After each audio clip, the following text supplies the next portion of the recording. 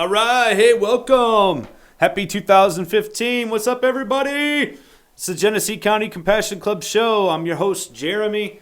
Glad to be back at the studio here at All Points TV. John, my man, what's going on? Not much, man. It's like it's really freaking cold outside, isn't it? Hey, that is no doubt. It's like 3 degrees, so you guys got to be careful. That's what I'm saying. Don't leave your pets out too long and all that stuff. But man, it's good to be here. It's good to be back in the studio.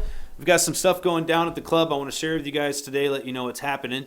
We had an awesome 2014. Our members are fantastic, and it just keeps getting better. I mean, you guys rock. So thank you, everybody. And I want to get you guys up to date with what's happening with the law, let you know what's happening with the we got some new application forms. So we're going to talk about those today. Make sure you're up to date and all that jazz. So, hey, if you guys have questions or comments, or you want to call into the show, you sure can. It's 248-247-5846. Is that right, John? Yep, that's it. Okay, 248-247-5846. Guys, give us a call if you have questions. John and I were actually talking about bugs before the show. I had a case of thrips in the garden. Took a plant from someone and put it in isolation. So I was showing him a picture of it. It's a little tiny white worm. And he's like, man, those things look like maggots or something. They do look. They did look like a vegetable stage of some kind of fly. Is that what they turn into, or do they get wings or something like that? Yeah, they grow up to be little bastards. But biggest thing is you'll notice like your leaves are curling, and you might be confused with like a pH deficiency or something along those lines. But you can also see like little marks on the tops of your leaves where it looks like there's a bit of a shine to it almost. It's not like a mite where you can see a white spot. It's more of like a long strip or a longer strip, and it'd be like sort of looks like a little piece of shine put on it. It's kind of funny. But the other thing you'll notice, like I said, is your leaves will start folding and twisting, and then if you look carefully, you'll find the bugs are little worm suckers. They'll move around on you. Actually, they'll try to get away if you try to squeeze them. But they're soft-bodied insects, so they're pretty easy to defeat. There's a lot of different methods out there. You can use neem oil. It kind of coats them up, but you have to be consistent with that. That's a tough thing to get rid of thrips. Something else you could use, other products out there like pesticides like malathion. That'll take care of them. And there's a number of different methods that you can look up as far as like doing it the old-fashioned ways where you want to be all organic and so on. But, I don't know. You have to be careful with those kinds of things because thrips are one of those animals that can, like you said, grow up, and they do fly. They jump, they scatter, they go all over the place, and you got to be careful with that type of bug because it will infest your garden faster than you know it. Could you keep an animal in there, some kind of lizard maybe, that would actually keep that to help reduce that population or something like that? Yeah, actually you can use ladybugs. They can be quite effective in going after those little buggers.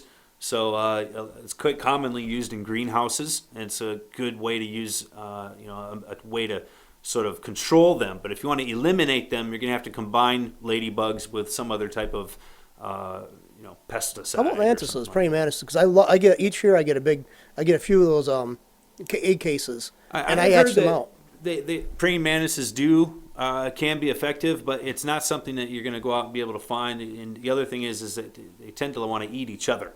I do. Actually, you can buy the cases for right offline. Right, but they're going to try to eat each other. Oh yeah, they're vicious on each other. Yeah, you probably have a few. As long as if you got a big enough greenhouse, maybe they can hide away from each other because they will hunt each other down. Right. Yeah. No, that's why they use the ladybugs. Weird because a ladybug is inoffensive. You can hold it in your hand, but they're such great predators against all these other aphids and other stuff. Yeah. They'll go after spider mites, aphids, thrips, you name it. They're pretty good little buggers. Good bugs and bad bugs. Well, they got the Japanese beetle that looks a lot like them now. Yeah, you don't want those. Those things are like, they're like, they bite. Yeah. They pinch or bite. They do. Yep, I've been bit by them.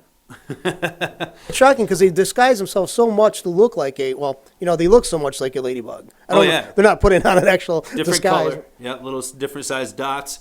But you got to watch out for those things, and that's why I think the important thing is that if you do take a plant from somebody, you have to isolate it, put it by itself where it can't get in contact with the rest of your garden, where you can have time to see if anything's going to develop. When I received this plant, it looked healthy. The leaves were nice and flat, everything was green the way it should be, standing up nice. And except for the exception of the little glazed spots that I mentioned. So there was some giveaway, but to the average eye or to the novice gardener, you might not catch that sort of thing right away. And isolation will allow you to give that, unfortunately, it'll allow you to give that egg, if there's any eggs in there, time to develop and spawn and grow up, and then you can actually notice if there's a problem. But Does nicotine work on them, the nicotine spray? yeah, a lot of the preventatives, like Ed Rosenthal's Kill All that he offers, has some nicotine in it, if I'm not mistaken, along with cinnamon and some other types of things. Coriander oil is commonly used. So there's a lot of different products out there that you can get. Just go to your grocery store; they'll be able to help you out. One thing that I just found recently useful was it's called Mite Rid, and basically it's a concentrated form of Azamax. So similar thing, azametrol, like that, but it's an antibacterial. Go in there and it can get rid of a lot of different little pests and so on, but it's best used as a preventative, and that's something I've found that's been quite useful. And I think that you have to watch it though, because it can burn your babies. So you want to go real low dose if you're treating young plants. You read the instructions on there, it'll tell you, I think it's like 0.5 mils per gallon or something along those lines, but you want to cut that down if you're using it on smaller plants. And that's quite common if you're using a lot of different types of these pesticides, or it doesn't matter if it's organic or not organic, you want to watch it when you're treating the babies. So cut it down. Now, when I was doing a lot of research on organic alternatives to pesticides, I came across something for you could use in your house if you got roaches. It's like basically like a pumice. I've heard it's called deciduous earth or something like that. And basically, you put it along the line where you see probably cockroaches go, and it scrapes their protective coating off and helps desiccate them. They just dry up. Diatomaceous earth, I think Diatomaceous. Yeah, that's, I can't remember pronounce it, but I got some of that stuff, because some of my friends had roaches, and it seemed to be pretty effective. It is very effective. That's something else that you can use to combat things like thrips or aphids that will live in your soil, fungus gnats as well. There's another type of product out there I also like to use. It's called Natty Nix. And basically it's just crushed up rock. And so you can put it in there. And these are soft-bodied insects. So when they crawl up out of your soil where they're hatched at, that's where the eggs are, they'll end up being cut up, in a sense, by this stuff. And it doesn't allow them to mature. So all of those things can be effective. There's a lot of different ways to treat it. And prevention is definitely the key. Making sure that you isolate new plants, clones that you're bringing home. And then also using things like neem oil are very effective as long as it's used as a preventative measure and you're not trying to control an infestation. When you have an infestation, you got to go to the next level, which is oftentimes going to be like a pesticide. And these are things that you do not want to use if you're in the flowering stage. Once your buds have started to develop, that's an edible product. That's something that's going to be used. It's going to be consumed, and you do not want to use any of these pesticides like Avid or other products out there that are similar to that. If you're going to use those, they have to be used when it's only in a vegetative state, and it needs to be used very, very carefully. So, but once the flowers start to develop, hands off. You have to go to all organic matter, and oftentimes, if you've got an infestation at that point, those types of products are just not going to do it, and so you need to just throw the plant away. Unfortunately, that's what has to be done, and sorry to say it, but that's the good way to do it. So if you have an infestation on your flowers, get them out and then start over again. Learn from your lessons. That's the best thing to do. All right, I got some things I wanted to share with you. I got cotton mouth as well, so I can't go on too long. Hold on, I got a sip. All right, I was just at the club. You know what happens. But hey, we got new forms out at LARA. I want to talk about these because as of January 15th, if you're going to be renewing your patient status, or if you're a new patient sending in paperwork, you got to use the new forms as of January 15th. So you download them from the LARA website, and there is a few changes that I want to make you guys aware about. Number one, the fee is different. It's no longer $100, it is $60. So there's a difference. You'll save a little bit of money, and that's a good thing. There is a negative to this, however. The former $25 fee for those people that were on SSI and disability, that is no longer available. So you can no longer get it for $25. It's $60. That's it. So $60 is the new fee for everyone. And there is also an additional $25 fee for caregivers. So if you do elect to have a caregiver patients, you need to have an additional fee sent in for $25, and that is for a background check for the caregiver that you will be assigned to. So as of January 15th, make sure you're using the new forms. Make sure you're sending the new fee amount, of course, to the state of Michigan, and you'll be all set. I don't think there's any other changes. It's still 2 years. There's no changes as far as the rules, and there's no change as far as the law. So all is the same as previous.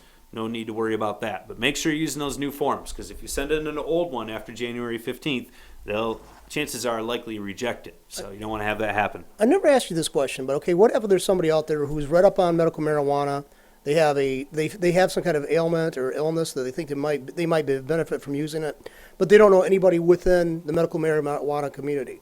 Would they come to you like maybe one of the compassion clubs or one of the dispensaries, one of the grow shops maybe, and get like a recommendation to who to go to maybe to become their care provider or your caregiver? Absolutely. There's a lot of resources out there for patients that are brand new and looking for a caregiver. Like you mentioned, there's a lot of different collectives, dispensaries, of course, the Genesee County Compassion Club. And for those folks that are listening to this that are out of the Genesee County area, oftentimes the physician that you're talking to can be a resource. Sometimes that's the opposite effect. I know, so don't get upset when I say that. But a lot of times the doctors out there can be helpful resources, at least directing you to other resources that may lead you to a caregiver. But at any rate, you have to be a little bit resourceful in looking for a caregiver, and don't take the first person you meet. You might want to talk to them, find out what strains they have, maybe be able to see if those strains work for you. What type of products do they have? Do they just have flowers? Do they have edibles? What are they doing to process things? But at any rate, there are resources out there. The Genesee County Compassion Club is probably one of the best ones out there. You have a huge allotment of memberships. I think we're over 13,000 members now. I want to ask about that. You were like 10,000 late last year. Yeah, I think it might even be 14 now. I'm sorry. I probably should have better track of that. But, I know people in Saginaw who actually are members of the Genesee County Compassion Club. Oh, yeah. So you draw from a wide absolutely. sphere. Yeah. We do have a lot of people around the state that are members, thankfully. And, but finding a caregiver, it can be difficult sometimes. Craigslist is not necessarily the best resource. Probably want to stay away from that, although there can be good things out there too. Just look around, talk to your friends and family. A lot of times you can find resources right in your own backyard. You know what I'm saying? All right, so I talked about the forums. I wanted to make sure I mentioned that. The other thing I want to make sure I mention is that our soup kitchen is coming up. So this will be the first soup kitchen of 2015. Let me get my calendar out here. I know that it is the last Friday of the month. That for sure I do know. Let me get my calendar here. It is January the 30th. So mark your calendars. Be at the Flint North End Soup Kitchen on January 30th, serving it up. And the idea was actually from Matt, and I love the idea, the reasoning behind it. He said that he just wants to serve more people. There's more people at the end of the month at the soup kitchen, and we had been in the past doing it towards the beginning of the month. It kind of coincided a little bit easier with some of our other events that go on, but we want to Matt says he wants to serve more people, that's just awesome, man. And more people come to the soup kitchen at the end of the month. Oh. A lot of the assistance runs out towards that time period. So A lot of times I've talked to people who use the North End Soup Kitchen as a source of food, and they make it a special point to go to the soup kitchen when it's your guys serving. oh, right on. Because they said it's hard. A lot of them are walking or riding bikes over there. Yeah. And they're saying, thank God, because they couldn't find a place to park. Oh, wow. Because that's how packed that parking lot is at that time. So maybe more so now. So and that's what we love to do, is serve people. So we'd love you to help out if you can, members. If you're listening, it'll be January 30th, and we serve at about 2 p.m. We go over there. Service is at 4, and we're usually done by 5:30. So it's a nice, easy time, and we do need a handful of volunteers. We don't need a ton of people, but we do need a handful. So if you could check up at the security station or at the bar and find out, if there's still room available, we'd love to get you on, love to get you to volunteer. It's a good time. You get fed, and Matt does an awesome job. I mean, he is the master chef of the Compassion Club, no doubt. So mark your calendars for that. All right, other things we got coming up here I want to mention. I know it's early. It's still cold out, but maybe this will give you something to think about, something warm, is the 420 party. I mean, we were talking about it last night at the board meeting. We're going to get ready. We're going to do it up awesome this year. Maybe we could get some ideas and stuff from the members. So if you guys are listening and you have some cool ideas for fun events or whatever, throw them at us. You never know. I think we've still got a suggestion box over by the snack bar somewhere. You can throw those in there or talk to one of the staff. Love to hear your ideas, guys. You guys are the ones who make it happen. It's for you. It's all about you. And that's what we want to do, is make sure that you guys have a blast. So think about the warmth that we have in April. It's not too far away. It'll be here before you know it. So All right, other news I wanted to share with you quickly this week, and make sure you guys are up to date, is state law. You know, we had those two bills that we talked about last year. We had the dispensary bill, or we called it the local option bill for collectives. That was one of the House bills, and then we had the other one, which is the edibles bill. There's also another bill that was getting rumbled through there about something to do with landlords not, being able to have medical marijuana. But at any rate, none of the bills that were being talked about last year ended up passing. They all ended up dying last year in the lame duck session. They were talked about, they were on the schedule to be voted on, but the Senate never ended up taking a vote on these bills. So ultimately, they end up dying, and now it's sort of a start from scratch. There's a lot of parties that sort of jumped in at the last minute and put in their voices, put in their weight, the Michigan State Police being one of them, and said, well, if these bills pass, here's what we want to see added on to the package. And they had some wording put out there. Some of the things that they had were, basically giving LARA the sole authority to issue licenses. They didn't have any thing written in there that they had to issue licenses. So in effect, LARA could have basically said, well, yeah, we can issue them, but we're not going to, because we don't have to. And we've seen that actually happen in other states. So that's a valid concern. There were other things thrown in there by the Michigan State Police that, definitely could be contested or contended by patients and caregivers or collectives as being cumbersome, and so on and so forth. But at any rate, it doesn't matter because the bills didn't pass. And so now it's going to be a starting over, sort of a refresh. And I'm kind of interested to see how this is going to go. Obviously, we had a couple different groups that were, key involved in getting these things started. But at the end of the stage, there was a lot of other groups that were starting to get involved as well. Not just the state police and, groups like the National Patients' Rights Association or Safer Mish or these other groups that are out there that had influence. But other groups as well, such as like business interests that started to pipe in and say, well, hey, if we're going to have this sort of local option bill, here's what we'd like to see. One of the rhetorics that I noticed from the state police was that they did not want to have a local level enforcement option. They wanted to just say, all right, well, if you want to have more availability of medical marijuana in the marketplace other than the patient caregiver system, you can have large commercial scale and no patient caregiver systems or nothing at all. We don't want to have any more of this in-between sort of stuff. Either leave it as it is or nothing, or go commercial. And so it's kind of an interesting input from the state police. I don't know why they really have a bit in the fight. It seems like this should be about patients, making sure that their needs are being met and so on and so forth. I think that the weight of the conversation is definitely swaying more towards, hey, we need to look at legalization. And, this is happening across the country.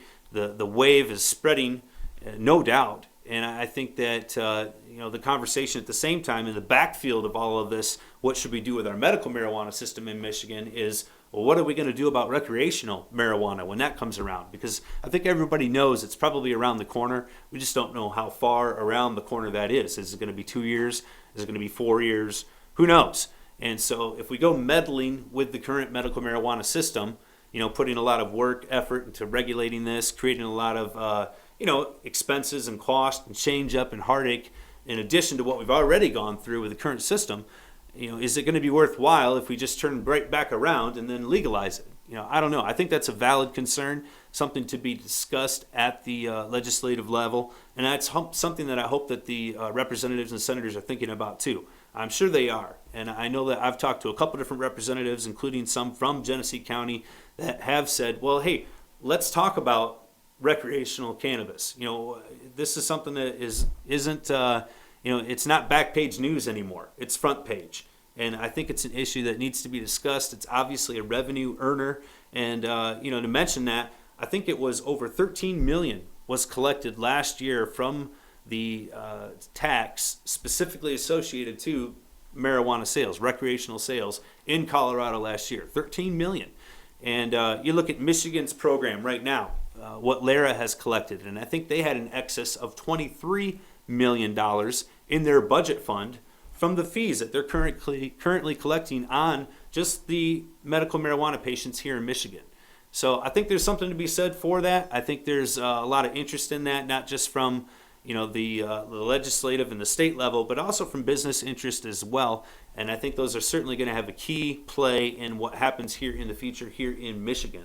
So it's going to be interesting to see. I think that we need to make sure as a population here in Michigan, the people that are currently licensed patients and caregivers, if you want to retain your rights, so to speak, and retain the current system that's going on, you do need to be vocal with your representatives in this next legislative session.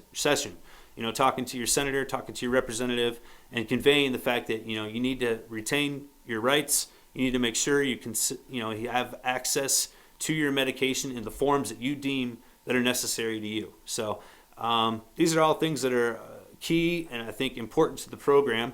And I think that if we have changes in the future, we need to be able to do so without affecting that current system. I think patients need to be able to continue to have access.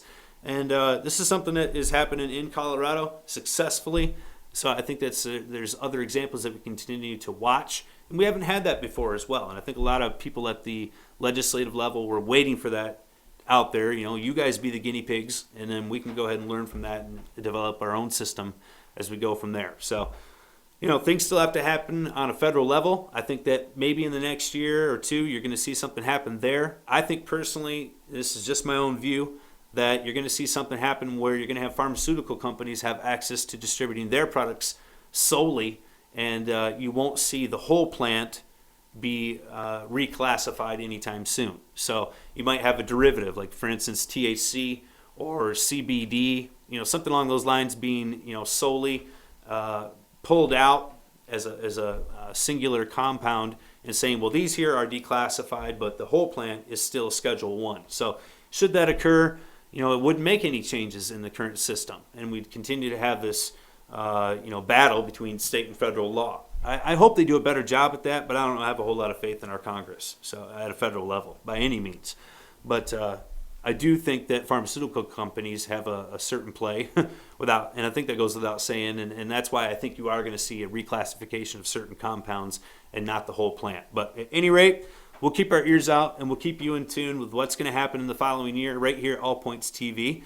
It's good to be back. I think we're going to have Tobe Step in the studio sometime soon. A little comic relief, always needed, and it's just good to be back here. I'm loving the studio. It's looking beautiful. Having the background is awesome, and I would love to hear from you guys at the club too. So your input is always welcome, and we'd love to keep you in tune with what's happening. So guys, thanks for joining me this week on the podcast. John, thanks for being with me in the studio as always. You rock it, and coming out on this cold day, you're a brave man.